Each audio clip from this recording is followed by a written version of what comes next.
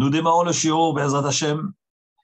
Nous sommes parashat Miketz, jeudi 28 Kislev 5783, 22 décembre 2022. Nous sommes le 4e jour de Hanouka. Si on a le temps, on parlera de Hanouka, mais le sujet essentiel que nous allons traiter aujourd'hui, Be'ezrat Hashem, sera l'introspection, l'analyse de soi, de sa conduite, de sa façon d'agir. La Torah nous dit dans cette paracha de Miketz, d'abord elle nous raconte l'histoire de Yosef. Yosef a été emprisonné 12 ans. Les 10 premières années, nous dit le Midrash, il a été emprisonné 10 ans parce qu'il a parlé du mal de ses 10 frères. Une année par frère. 10 années pour faire pardonner a priori l'erreur entre guillemets qu'il a commise à leur égard. Les 2 années supplémentaires, c'est parce qu'il a dit 2 mots de plus au Sarah Mashkim. Il lui a dit Usrartani viskartani. Donc il s'est retrouvé avec le Sarah Mashkim en prison et Sarah Ophim. Et comme il a bien interprété son rêve et qu'il a été sauvé, le Sarah Mashkim a été sauvé, alors il lui dit tu te souviendras de moi et tu me mentionneras auprès du pharaon. Et les Chachamim disent que Yosef Hatzadik a eu un manque de émouna, un manque de confiance en Hachem. C'est pour ça qu'on lui a rajouté 2 ans de plus. Il y a une discussion entre les commentateurs. Est-ce que son manque de foi, c'est parce que il ne devait pas du tout dire au Sarah Mashkim de plaider sa cause devant Pharaon, ou bien il a trop fait. Ça veut dire qu'en réalité, il aurait dû faire un peu moins, un petit effort, mais pas au srartani viskartani. Tu te souviendras de moi et tu me mentionneras devant le roi. Et d'autres disent qu'il ne devait pas du tout, vu le niveau, le degré de émouna, de grandeur de Yosef, il n'aurait pas dû du tout faire l'effort d'utiliser un intermédiaire pour se libérer, et qu'Hachem devait lui-même le libérer. Et par ce fait-là, il a été puni 2 années supplémentaires. Pour pouvoir comprendre le sujet que nous allons traiter aujourd'hui, il faut faire une petite marche arrière sur le cours de la semaine dernière, mais brièvement. Yosef a été vendu par ses frères. Pourquoi il a été vendu? Alors, parce qu'il parlait du mal de ses frères, a priori. Par ailleurs, nous voyons dans les psukim que Yosef a été aimé par son père. Israël a avec Yosef. Donc, Israël, qui est Yaakov, aimait son fils Yosef. Cet amour exprimé particulièrement à l'égard de Yosef a réveillé la haine des frères. Donc, lorsque nous analysons, il y a 3 éléments dans cette affaire de vente. La première, d'abord, c'est Yaakov Avinu. Yaakov Avinu a aimé Yosef. Alors, nos Chachamim disent que quelque part, il y a eu une erreur au niveau de Yaakov Avinu, qu'il a aimé son fils plus que les autres. Les Chachamim nous expliquent que Yaakov, qui est Bechira Avot, le choisi, le meilleur des patriarches, comment il a pu faire une telle erreur? Les Chachamim nous disent que c'est une erreur infime, très très infime. Et qu'en réalité, pourquoi il a aimé son fils? C'est parce que Yosef était orphelin. Donc, il avait besoin de plus d'amour que les autres frères. Donc, du point de vue de Yaakov Avinu, il avait jugé nécessaire d'aimer plus Yosef que les autres, en fonction du besoin de l'enfant, puisque Yosef était orphelin. Mais malgré tout, la Gemara dans Baba Kama ainsi que Midrash Rabbah nous dit qu'un homme doit faire très attention à ne pas faire de différence entre les frères, entre les enfants, car la différence a fait que Yosef a été vendu et que le peuple juif est descendu en exil, en Mitzrayim. Donc nous voyons que la Torah lui reproche à Yaakov Avinu, elle lui reproche d'avoir exprimé cet amour d'une manière particulière à Yosef plus que les autres. Donc, quelque part, il y a une erreur. Évidemment, c'est au niveau de Yaakov Avinu alav shalom. Bien qu'il avait une très bonne intention, mais quand même, les conséquences sont là. Ça, c'était l'erreur de Yaakov Avinu. Qu'est-ce qu'il aurait dû faire? L'aimer d'une manière discrète, pas devant les autres, ni lâcher une tunique, ni réveiller la jalousie, ni la haine des autres. Maintenant, au niveau de Yosef, aussi, il y a une erreur. Rachamim disent, comme on a dit dans le cours de la semaine dernière, mais Yosef, c'était Yosef Samo. Hachem a mis son nom dans le nom de Yosef. Donc Yosef était un tzaddik. Comment il a pu parler du mal de ses frères? Alors, on avait expliqué la semaine dernière que c'était un malentendu. Yosef disait de ses frères qu'ils consommaient de la viande d'une bête qui n'était pas encore morte, pas totalement abattue. Deuxième chose, qu'ils méprisaient les enfants des servantes, puisqu'on sait très bien Yaakov Avinu avait 2 femmes et 2 servantes, et Bilha et Zilpa. Et la troisième chose qu'il disait sur ses frères, il disait que ses frères, Chas v'Shalom, étaient soupçonnés d'adultère. Et on avait dit que Yosef a dit comment il a pu parler mal de ses frères. En réalité, Yosef avait une très bonne intention. Il rapportait des choses à son père, c'est pas dans un but destructeur. Non, au contraire, c'était pour que leur père leur parle, pour que Yaakov Avinu parle à ses enfants. Maintenant, comment c'est possible? On avait dit la semaine dernière que les frères ont pu faire ces 3 avérotes graves. Nous avons expliqué longuement que pas du tout. Lui pensait que c'était des choses interdites, mais en réalité, selon la halakha, c'était des choses permises. On avait dit qu'il consommait de la viande d'une bête qui était encore vivante. C'est parce qu'eux considéraient, comme la halakha dit, qu'après l'abattage d'une bête, même si elle se débat encore, eh ben, les membres de la bête sont permises, parce qu'elle est considérée comme une bête cachère. Et Yosef pensait que c'était non, elle était encore vivante, et on n'avait pas le droit de prendre un morceau de viande d'une bête vivante. La deuxième chose que Yosef avait rapporté, qu'il méprisait les enfants des shfachot, les enfants, il les traitait d'esclaves. En réalité, la Torah elle-même, elle les appelle bina shfachot. Et ce n'était pas dans un sens péjoratif.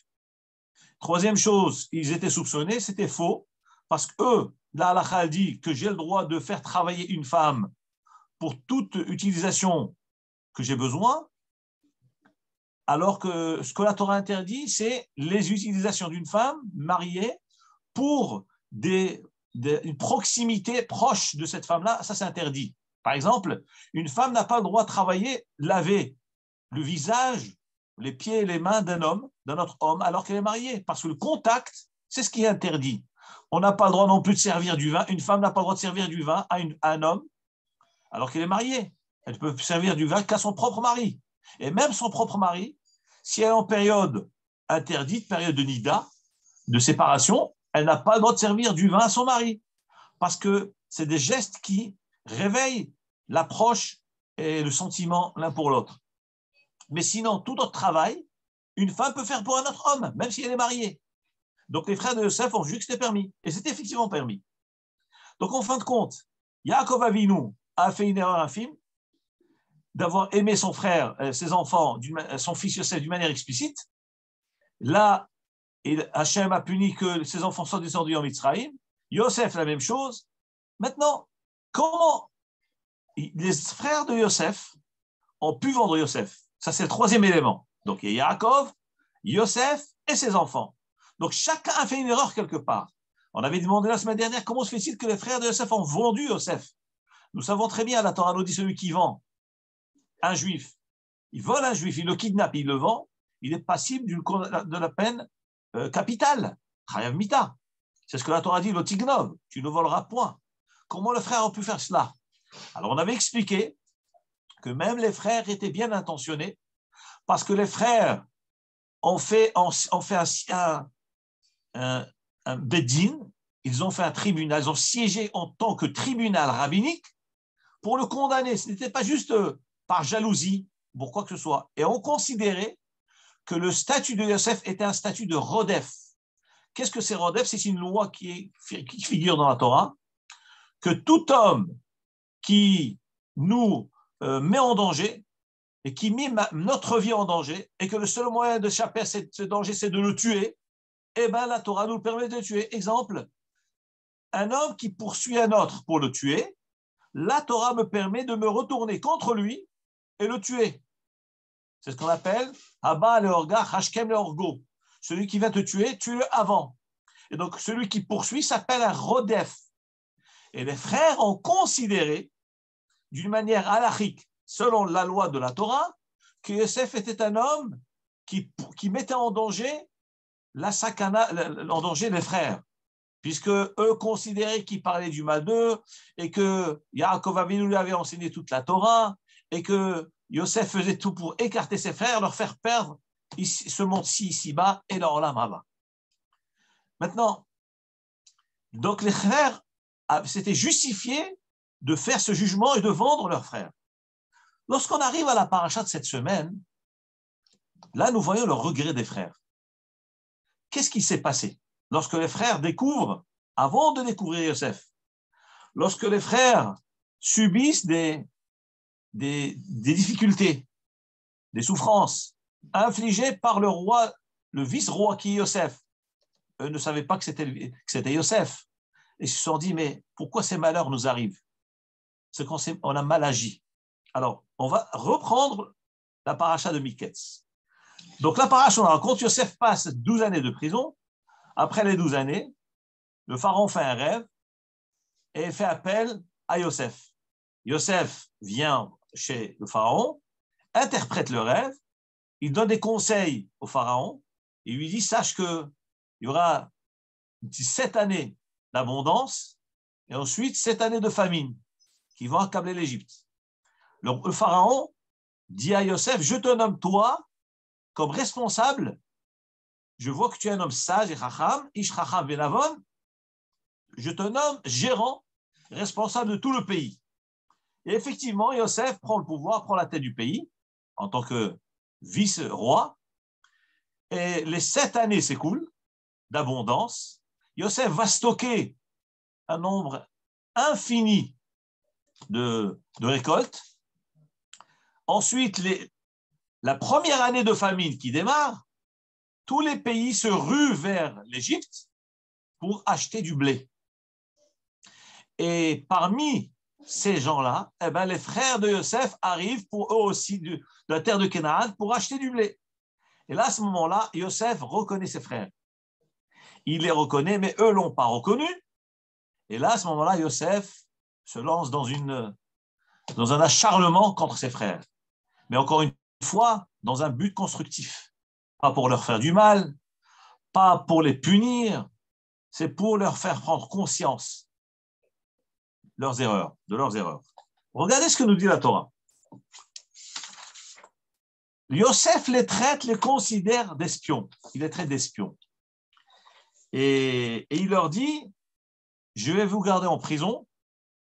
Et il les garde en prison 3 jours. Et au bout du 3e jour, il leur dit, écoutez, vous savez quoi? Je vais vous libérer, ramener la récolte à votre père et à votre famille, mais je vais garder un de vos frères, ça sera Shimon. Regardez ce que nous dit la Torah. Vayomeru ish el achiv. Chacun a dit à son frère. Je vous traduis les mots textuels. Vayomeru, ils ont dit, ish el achiv, un homme à son frère. Une tournure un peu ambiguë. Ce n'est pas un à son frère, c'est à tous les frères. C'est tous les frères qui parlent. Et un a dit à son frère. C'est bizarre qu'il c'est un à un frère. Qu'est-ce qu'il dit? Qu'est-ce qu'ils ont dit? Aval hashimim alachnu. Mais nous sommes responsables. Alachinu. Concernant notre frère. Asher ra'inu tsarat nafsho. Nous avons vu la détresse de son âme, sa souffrance. Bithaneno elenu. Lorsqu'il nous a supplié, il s'est pitoyé. Bithaneno, ça vient du mot chanina, ayez pitié de moi.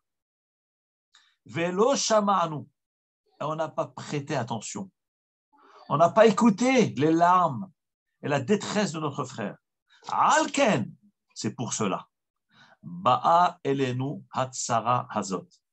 Ce malheur nous a accablés. C'est pour cela que ce malheur nous a accablés d'être soupçonnés d'espions, d'être emprisonnés, d'être menacés. C'est parce que nous n'avons pas eu pitié de notre frère. Suite à ces déclarations que les frères de Yosef font, Vaya'an Reuven otam. Reuven leur dit, les morts en disant, Halo amarti lachem, mais je vous avais déjà dit, à l'époque, les morts, Al tehet u bayeled, ne fautez pas lorsque notre frère était venu nous rendre visite, alors qu'on faisait paître le troupeau. Je vous avais dit, Al tehet u bayeled, ne fautez pas envers cet enfant. Velo shematem, vous n'avez pas écouté mes conseils. Vegav damo, et même son sang, hinne nidrash. Eh bien voilà, Hachem le venge. Hachem venge son sang. Là, il faut comprendre cette discussion, ce dialogue qui se passe à ce moment-là. A priori, il y a un regret. Mais comment ça on regrette? Mais nos chachamim nous ont expliqué que les frères de Yosef, c'était tous des grands rabbanim, c'était des gdoléador, c'était des dayanim. Ils ont tranché un jugement conforme à la Torah. Ils ont même associé Hachem avec eux. Ils étaient 9. C'est vrai qu'il y avait Réhouven avec eux, c'était 10. Mais lorsque Réhouven est parti, ils ont associé Hachem. Donc, ils étaient 10 avec Hachem. Ils ont fait donc une instance rabbinique. Et ils ont tranché un digne de Torah. Qu'est-ce qu'un Dayan regrette? Comment se fait-il que le Dayan regrette?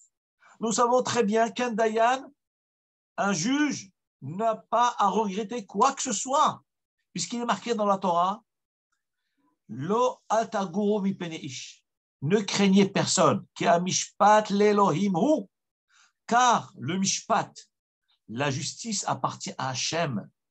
De ce passage que nous apprenons, que le Dayan doit être ferme, décidé, déterminé, après avoir réfléchi, après avoir conclu une certaine condamnation, eh bien, une fois que le délibéré est fait, eh bien, il n'y a plus de rappel. C'est fini. Tout est bon. Pourquoi maintenant les Dayanim regrettent? Aval Hashemim anachnu, nous sommes responsables. On n'a pas eu pitié de cet enfant-là. Pourquoi ils regrettent? Et la deuxième question, mais pourquoi Réhouven intervient? Qu'est-ce qu'il rajoute de plus de ce que eux, de leur regret? Eux, ils ont regretté, donc c'est bon. Qu'est-ce que rajoute Réhouven? Nos Chachamim, Alehem Hashalom, nous expliquent, comme c'est rapporté dans le Chumash Rav Pninim, et il y en a un paracha. Ils disent qu'en réalité, les frères, lorsqu'ils avaient jugé Yosef, ils l'avaient jugé conformément à la Torah, et que ce frère était passible de la peine capitale. D'abord, qui sont les frères? Ici, il y a marqué Vayomeru Ish El Achiv. Un a dit à son frère. C'est une façon de dire, les frères ont parlé ensemble. Mais si nous prenons textuellement les mots, Vayomeru Ish El Achiv, ils ont dit l'un à l'autre. Donc on parle de deux personnes. Nous dit le Midrash, c'est Shimon et Lévi. C'est Shimon et Lévi qui ont parlé. Pourquoi Shimon et Lévi? Shimon et Lévi, c'est les deux frères de Yosef, parmi tous les 10. Alors, nous disent les Chachamim, parce que Shimon et Lévi, d'abord, c'était eux la cause, ceux qui ont cherché à tuer Yosef. Et d'ailleurs, il est marqué dans le Pasuk, c'est incroyable, dans les Psukim, et lorsque Yosef est venu pour rendre visite à ses frères, alors, il y a marqué dans le Pasuk, Vayomeru Ishel Achiv, un a dit à l'autre, Na'argenu, hine ba'ala halamot ala zeba. Un dit à son frère, voilà, le fameux rêveur est arrivé, tuons-le. Et Rachid dit, qui c'est Vayomeru Ish El Achiv? Un a dit à son frère, eh bien c'est Shimon qui a dit à Lévi. Donc nous voyons que ceux qui ont cherché à tuer Yosef, c'est Shimon et Lévi. Puisque c'est eux qui ont donné le conseil à tous les autres frères. Ils ont tiré les autres frères derrière eux. Et nous savons, nous, que Shimon et Lévi sont toujours ensemble, parce qu'on a déjà eu une histoire avec Shimon et Lévi. Lorsque Dina a été prise par Shechem, fils de Hamor, alors il y a marqué, et alors Hamor a dit à Yaakov Avinu, tu sais, venons faire la paix ensemble, marions-nous ensemble, laissez-nous cette fille Dina, laissez-la en tant que femme à mon fils, Shechem. Alors, qu'on puisse marier ensemble. Alors, il y a Yosef, Réhouven et Shimon et Lévi ont dit, c'est quoi? Ben voilà, vous voulez, il n'y a pas de problème. Eh ben, vous n'avez qu'à vous circoncire. Si toute la ville de Shechem se circoncit, donc nous allons être dans le même culte, la même tradition, et là on pourra se marier ensemble. Mais nos chachamim disent que Shimon et Lévi ont fait une ruse. Ils ont profité de cette circoncision que les gens de Shechem avaient faite. Au bout du 3e jour, le jour où le malade est vraiment très faible, à ce moment-là, Shimon et Lévi attaquent la ville de Shechem et tuent tous les habitants de Shechem. Et là-bas, la Torah parle de Shimon et Lévi, toujours les deux amis, les deux frères inséparables, les deux mêmes qui ont détruit la ville de Shechem, qui ont mis en danger Yaakov et sa famille. D'ailleurs, Yaakov lui-même leur a dit « Achartemoti » vous m'avez mis en sakana, vous allez réveiller tous les pays qui sont autour de moi. Ils risqueraient de nous attaquer à cause de vous. Donc on voit que le même Shimon et Lévi, les deux mêmes frères, se sont levés contre Yosef et ont dit il faut le tuer. Et c'est les mêmes qui reviennent ici et qui disent Vayomeru ish el arrive. Ils ont dit l'un à l'autre. Eux sont représentés par la midat hadin, une rigueur absolue, pas de pitié, pas de concession. Et alors, ils ont dit Hashemi manachnu. Là, Shimon et Lévi reconnaissent leur tort.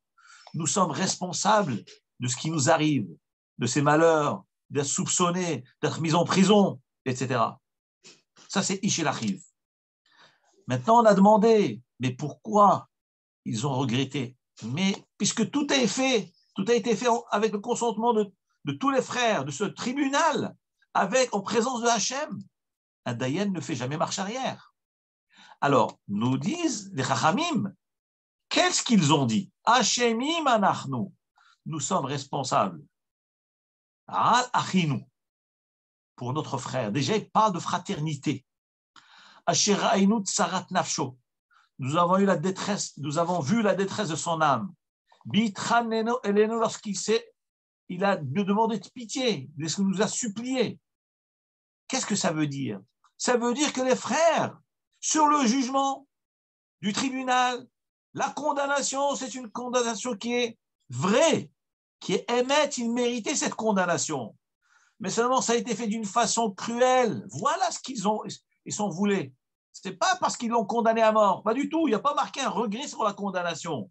Le regret était le ra'inutz achinu. On n'a pas eu pitié d'un frère, tsarat nafsho.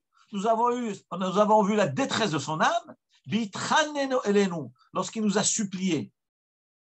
Et c'est pour ça que le malheur nous a accablés. Donc, eux ne reviennent pas en marche arrière sur la condamnation, mais ils reviennent sur la façon, sur la forme. Le fond était vrai. Nous maintenons notre condamnation. Il est condamnable, il doit être condamné. Mais la façon dont ça a été fait, c'est une façon cruelle.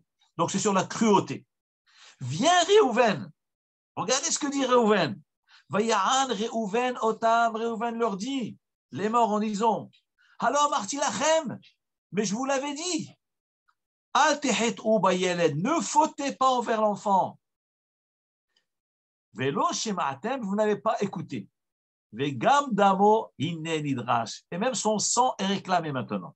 Alors, je vous explique ce que Réhouven rajoute. Selon Rashi dit, qu'est-ce que ça veut dire? Vegam damo, et même son sang. Alors là, le sang simple, c'est que Réhouven vient appuyer et leur rappeler le passé. Il leur a dit, mais je vous ai déjà dit qu'il ne fallait pas agir ainsi. Que veut dire vegam damo? Même son sang. Nous savons très bien que le mot gam, ça vient inclure quelque chose, rajouter quelque chose.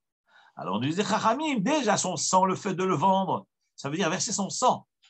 En plus, gam damo gam, ça vient inclure le sang du zaken. Qui c'est le zaken? Yaakov Avinu.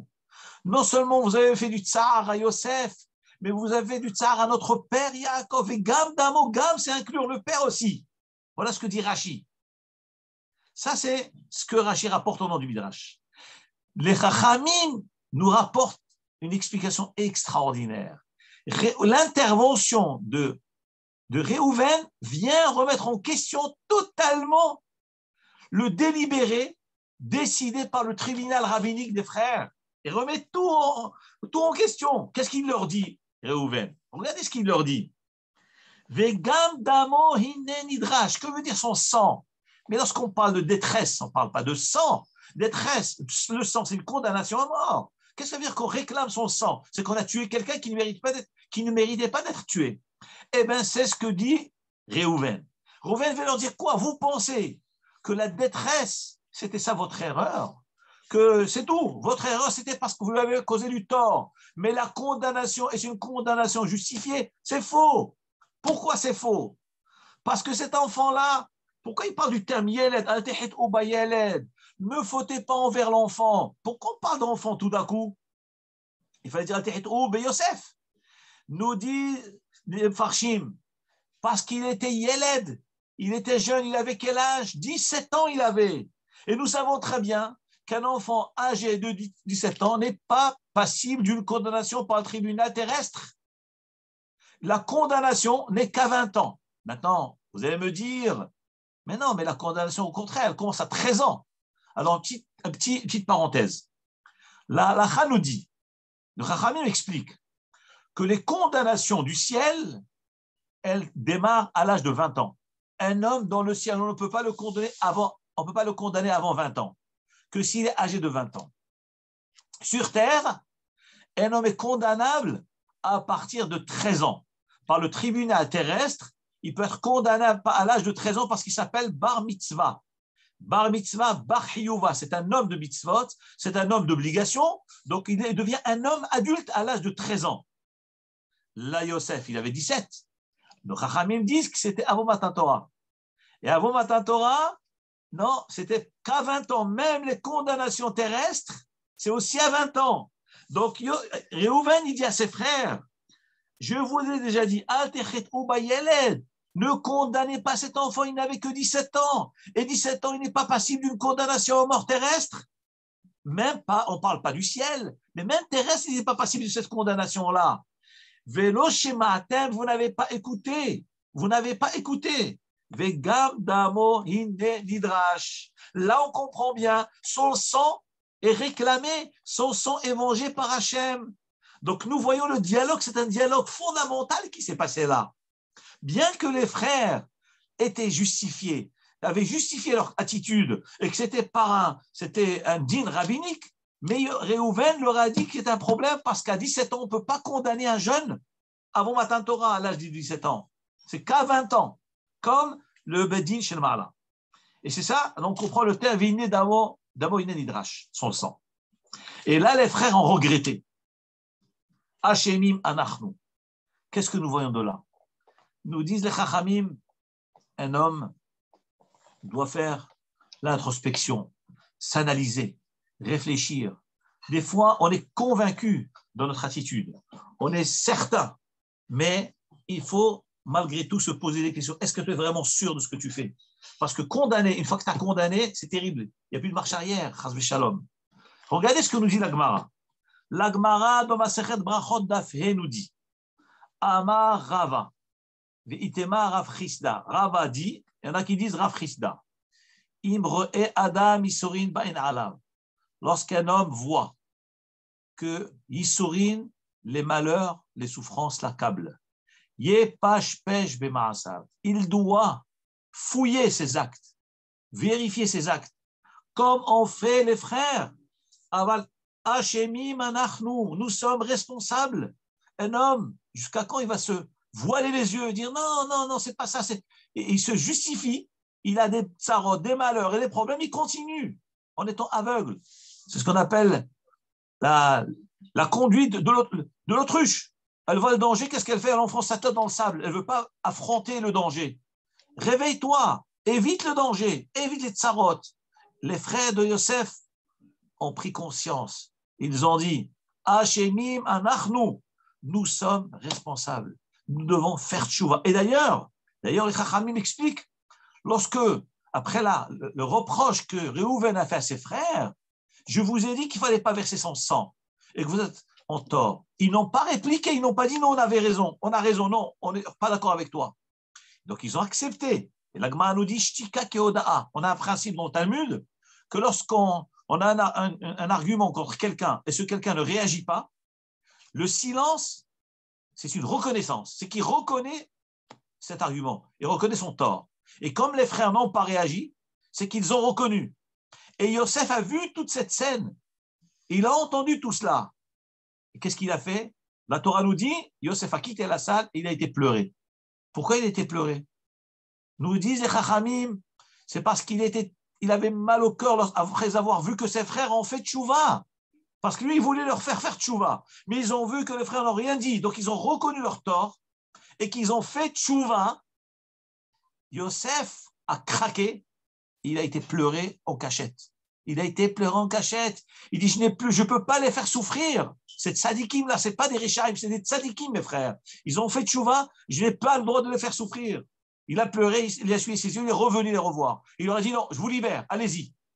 Il les a laissés partir parce qu'il a vu qu'ils ont fait tchouva. Alors pourquoi il a retenu Shimon?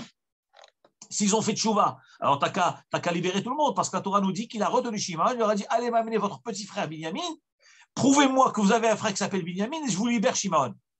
Le Chachamim me dit, c'est pas parce qu'il a voulu punir Shimon, pas du tout. Il a vu que ses frères ont fait tchouva, puisqu'ils n'ont pas pu répondre à Réhouven. C'est parce qu'il a eu peur de la réaction des deux frères, que Shimon et Lévi tous les deux ensemble, comme d'habitude. C'est la midat hadin, c'est la rigueur, c'est les frères chauds, un qui ne pouvait pas se retenir, inretenable. Alors il a dit non, je vais les séparer, comme ça Shimon il reste là, il n'y a pas de risque pour moi ni pour l'Égypte. C'est pour ça qu'il a gardé Shimon. Et aussi, autre chose, pourquoi il a gardé Shimon? Parce qu'il a voulu voir est-ce que les frères véritablement ont fait vraiment tchouva du fait qu'ils n'ont pas de haine envers le petit frère de Yosef. Parce que vous savez bien, Yosef, son frère de père et de mère, c'est Binyamin. Et Yosef s'est dit, OK, maintenant je vois que mes frères ont fait tchouva. Ils ont regretté ma vente. Ils ont regretté d'avoir mal agi.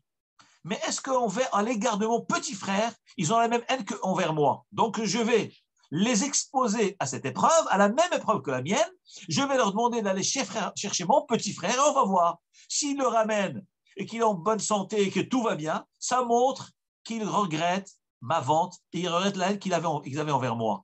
Donc vous voyez que c'est très profond. Donc retenir Shimon, c'est aussi, donc d'un côté, c'est pour amortir le risque et par ailleurs, aussi les tester au niveau de Binyamin.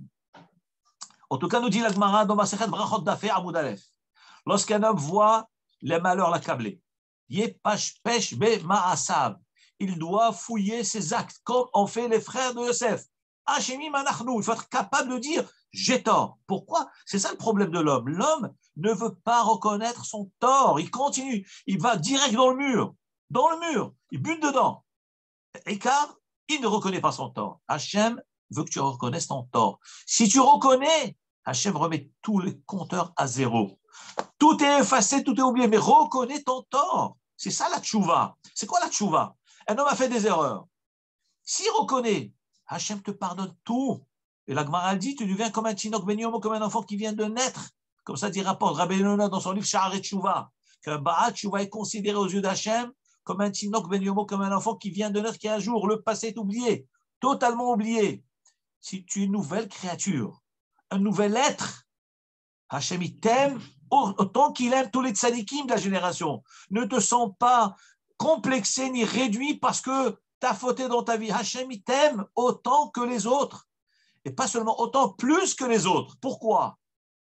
Parce que tu as eu un échec dans ta vie. Et la Gemara nous dit, Makom Sheba'ale Tshuva, Om Dimbo, un endroit où un Baal Tshuva, un homme de repentir, un homme qui est revenu vers Hachem, se dresse, Afilud Sadikim Gourim Enam Echolim La'amod Bo. Même un tzadik injuste, parfait, intègre ne veut pas se tenir dans cet endroit-là où se trouve le Baal Tshuva. Comment ça se fait? Comment se fait-il que la Gemara puisse nous dire qu'un endroit, la place réservée un bonhomme qui revient à Hachem, qui revient vers Dieu. Elle est beaucoup plus grande qu'un tzaddik gamour, un tzaddik qui n'a jamais fauté. Comment c'est possible? Mais celui-là, il a fauté, le Baal Tshuva a fauté. Le tzaddik n'a jamais fauté, il est pur, le tzaddik. Comment se fait-il que celui qui s'est sali, il est mieux que celui qui ne s'est jamais sali? La raison est très simple. Celui qui ne s'est jamais sali, il ne sait pas ce que c'est se salir. Il ne sait pas ce que c'est fauter. Il n'a jamais goûté ce que c'est la faute. Donc, il n'a pas de tentation.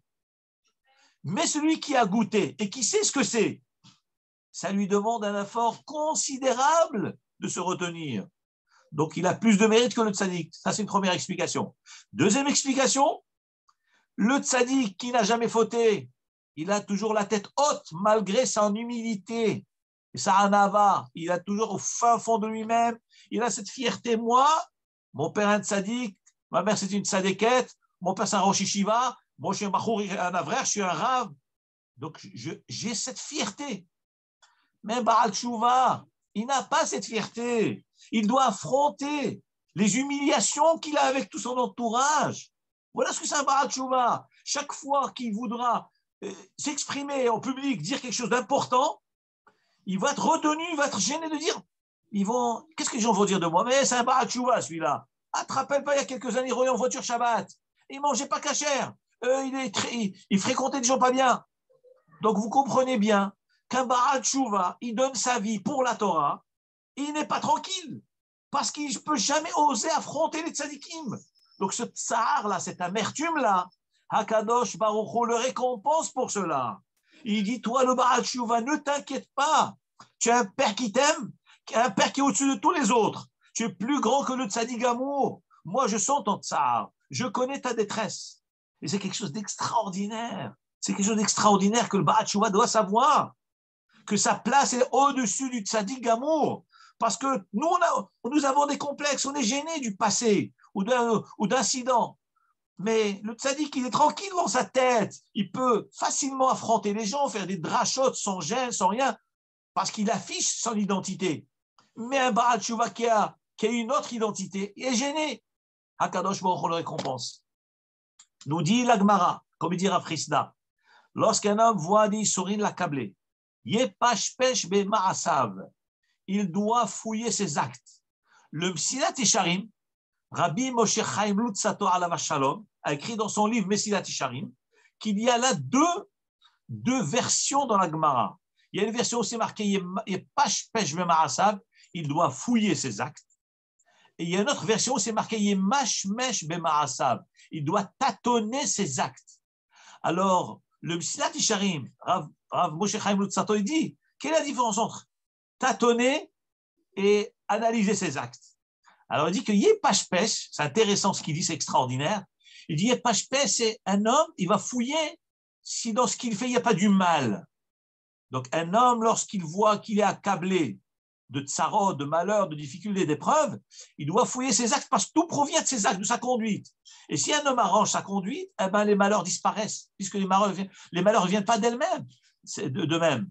Ça vient de Hachem, c'est pour réveiller l'homme. Alors que vous diriez pêche, piche-pouche, fouiller, la fouille, ça veut dire on enlève le mal du bon. Donc, on va fouiller dans sa conduite, est-ce qu'il y a des choses interdites que moi je fais? Ça, c'est pêche. Mais il y a un autre niveau supérieur qu'on appelle Yemashmesh. Yemashmesh, c'est tâtonner, c'est-à-dire même celui qui est tzaddik, qui est Oved Hachem, qui est fidèle à la Torah et ses mitzvot. Des fois, il y a des malheurs. Est-ce que lui ne doit pas faire l'introspection? Ben lui aussi a une recherche. Il doit faire une recherche sur soi. Comment il cherche?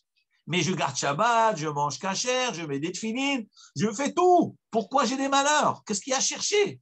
Nous dit le Mesilat Yesharim, Yemashmesh, ça veut dire tat, tes mitzvot que tu fais. C'est vrai, tu ne fais pas d'averot, tu ne traînes pas dans les rues, tu ne fais pas des bêtises, tu ne transgresses pas des interdits. Mais dans ce qui est bien, les mitzvot que tu fais, est-ce que tu les fais bien? Lorsque tu dis que tu aimes tes frères, est-ce que véritablement tu les aimes?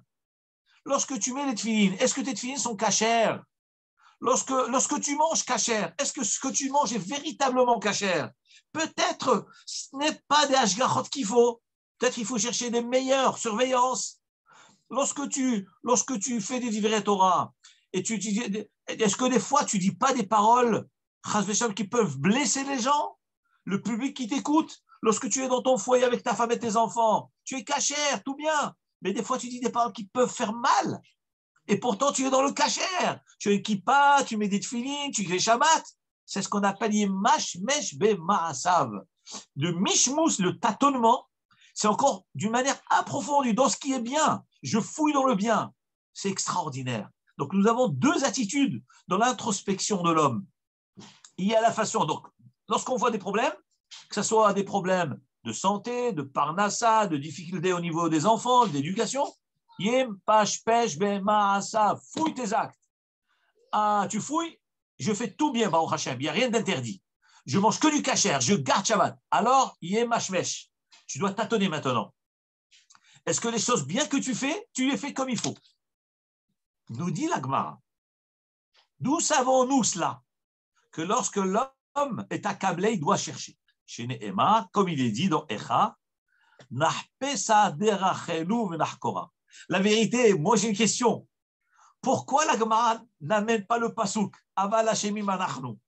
La Gemara, elle aurait dû amener ce pasouk des frères de Yosef, d'où nous apprenons que quelqu'un qui a des malheurs, il doit faire s'analyser, prise de conscience. Eh bien, des frères de Yosef, chez Nehema, Aval Hashemim anachnu. Je n'ai pas de réponse. Pourquoi la Gemara n'amène pas ça? En tous les cas, la Gemara rapporte un pasouk dans Echa. Dans Echa, il y a marqué Nahpesa derachenu. Fouillons, vérifions notre conduite, nos chemins. Venachkora, et enquêtant. Venashuva el Adonai. Et on reviendra vers Hachem. Que veut dire le pasouk? Le pasouk de Echa dit, après le Horban, Navi Yirmiya a prédit, prophétisé sur le Horban d'Yerushalayim, destruction du Beit HaMikdash, de Yerushalayim. Et qu'est-ce qu'il dit? Pourquoi c'est arrivé? Faisons une introspection et analysons. Venashuva el Adonai. Nous devons revenir vers Hachem. La raison, c'est la tchouva, c'est les Averot qui ont fait ça. La ruine de Jérusalem, Horban Beit HaMikdash, destruction du temple, c'est à cause de notre conduite. Venashuva el Adonai. Nous reviendrons vers Hachem. C'est le retour vers Hachem. Donc nous voyons de là, la Gemara dit, une fois que tu fais tchouva, les malheurs disparaissent normalement. Pish pesh velo matza. Si cet homme a fouillé, il a cherché, velo matza avera, il n'a pas trouvé de faute dans sa main. Lui, il fait attention à tout. C'est un juif kasher qui fait très attention à chaque détail. Il fait sa tfila, il rate aucune tfila. Il fait attention à shmirat halashon, il ne dit pas la shonara. Mais qu'est-ce qu'il alors? De quoi il va faire dépendre ses malheurs? Yitle bebitul Torah. Nous dit la Rav Chisda, eh bien, il doit faire dépendre ses malheurs de l'annulation de l'étude de la Torah. C'est parce que cet homme perd du temps. Il perd son temps. Il fait bitul Torah. À part, il y a une mitzvah, évidemment, d'étudier la Torah. Il y a une mitzvah de nourrir sa famille. Une fois que tu as fini de nourrir ta famille, ou avant, va étudier la Torah. Pourquoi tu tournes en rond? Pourquoi tu tournes en rond? Tu fais quoi de ta journée? Les vacances, on fait quoi de sa journée? Il faut étudier. Je ne dis pas que étudier 24 heures sur 24, pas du tout. Raisonnable.